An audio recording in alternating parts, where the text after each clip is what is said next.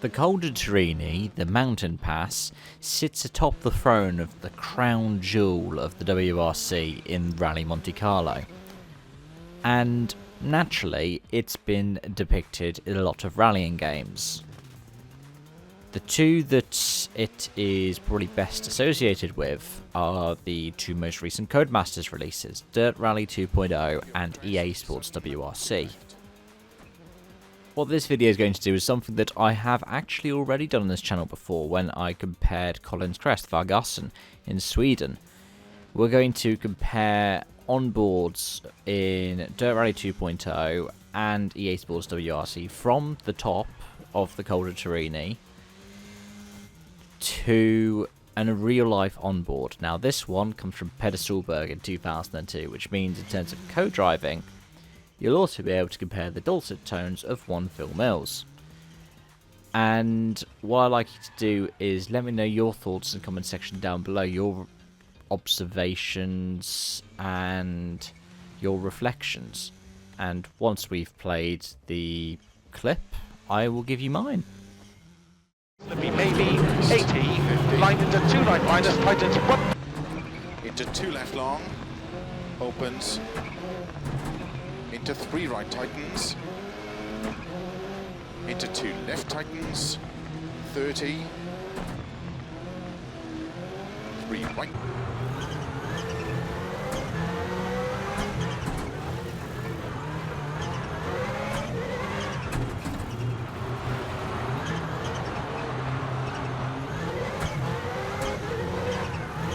Opens, dry exit, 60 dry. Line into 4 right minus, half long, tightens 3 minus damp, 50. 1 left plus, half long, opens, and line into 3 right tightens 1 plus, slippy maybe. 2 left long, into 3 right, extra long, 30. 4 right of a crest, into 2 left long.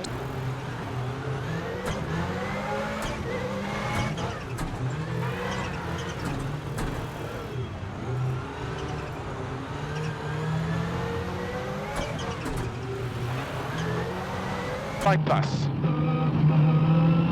Half long, keep in, and 1 left minus damp. 20. Short 3 right, keep in, and 1 left plus tightens. 80 dry. Line into 1 right plus. Opens 40. Flat 4 plus. Half long, opens 80. Flat, short 5 right, 100. Now of course that comparison that we're going to make has a lot of caveats to it. Because firstly, although all 3 of these are objectively in the winter, they're all a bit different in terms of snowfall and ice. The real world one has the least, and whilst I could have picked, say, spring in EA WRC, which would probably better reflect what the real world had, I didn't think it was particularly fair, especially because then it would make it look like Dirt Rally 2 was just objectively wrong.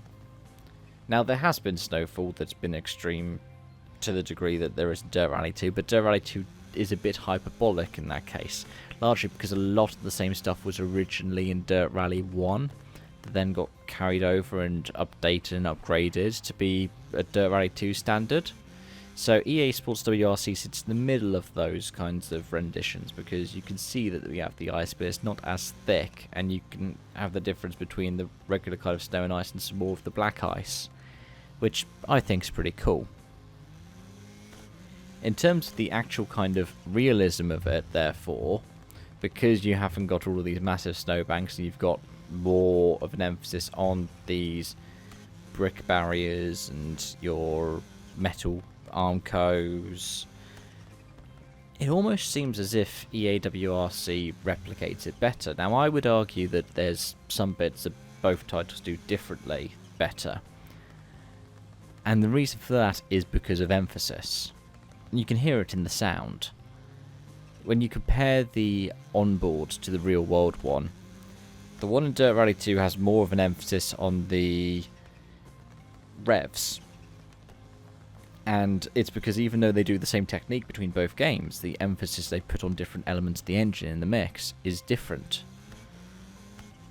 Whereas the one in EA Sports WRC has a lot more of the distinct features that you'd find in, say, a turbocharged 2-litre boxer engine. And you can hear it when you compare in the real world version, because those distinct tones that you can hear in EA WRC, you can actually hear in Dirt Rally as well. They're just not as prevalent.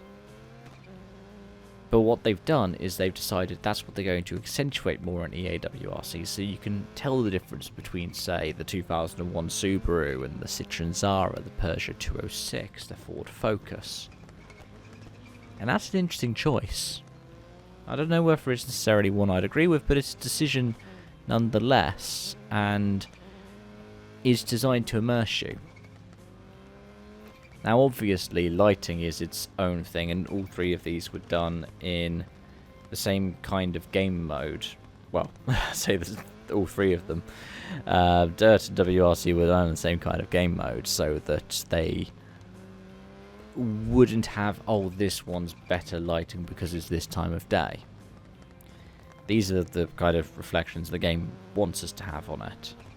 And you could say the lighting probably seems more realistic in Dirt Rally 2. Strangely enough, the reflections actually seem more realistic in WRC, which is one of the things that WRC gets criticised for. So there are some elements that each game does better. Each game makes more realistic.